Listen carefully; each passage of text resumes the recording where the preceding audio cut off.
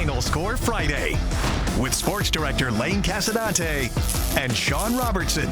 Sponsored by Oak Valley Custom Hardscapes, Blazer Heating, Air and Plumbing, and Central Atlantic Toyota.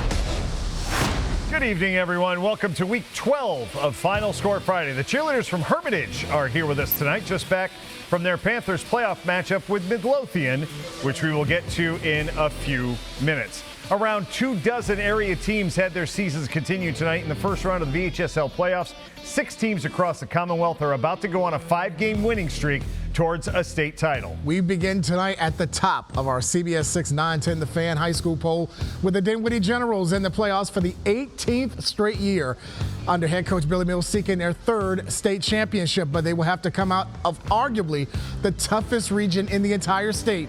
That is Region 4B.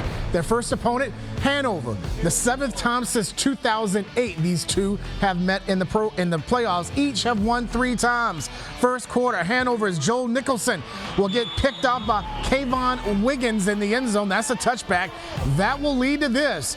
Zion Boyso leads them right down the field, goes to Tamari Buford. He'll score from 14 yards out. Generals have a 7-0 lead. How about more from the air attack from the Generals? And that duo, Boyso, this time will find Wiggins, who had the interception in the first. He'll get a 44-yard touchdown to finish the first. They're up 14-0. Second quarter, Hanover with some trouble handling the punt. They're trying to make something happen, but they are stopped.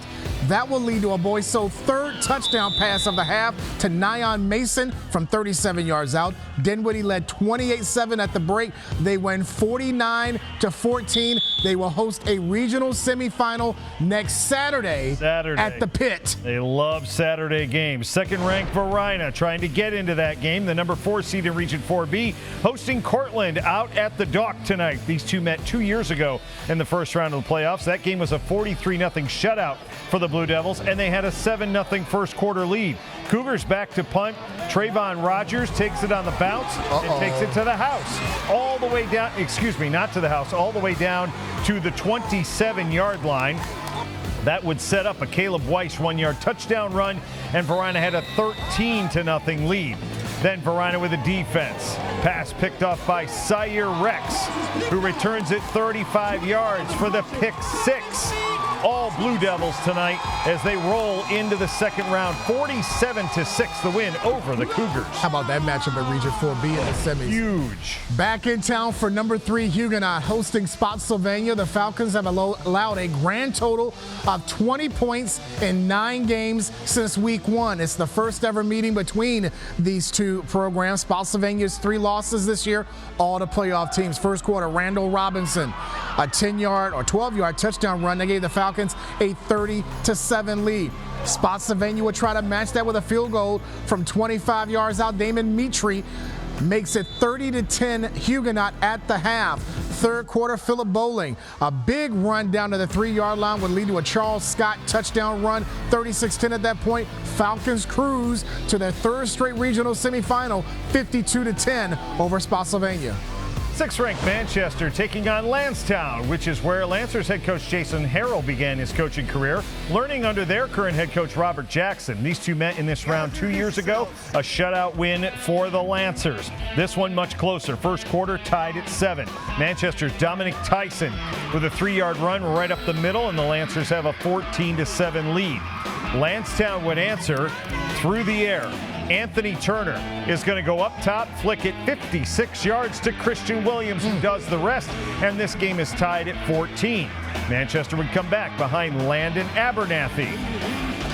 A 4-yard touchdown run here. Great fake as he gets into the end zone, 21-14. Lancers added a field goal, made it 24-14. Landstown got a little closer on a Turner 7-yard pass to Aiden Ross, but Manchester would hold off the Eagles and advance to the next round as they win 38-28. And awaiting them, Thomas Dale for the 4th year in a row.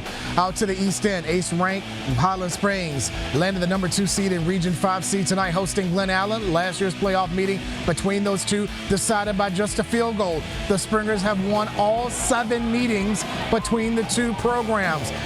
Luke Perini in at quarterback for the injured Ralphie Puccinelli. How about this big run for the Jags? A 47-yard gallop. Jags have a 6-0 lead. It was as 9-0 for Glen Allen before Antoine Richardson got things going, a touchdown run just before the half. They trailed 9-7 at the break.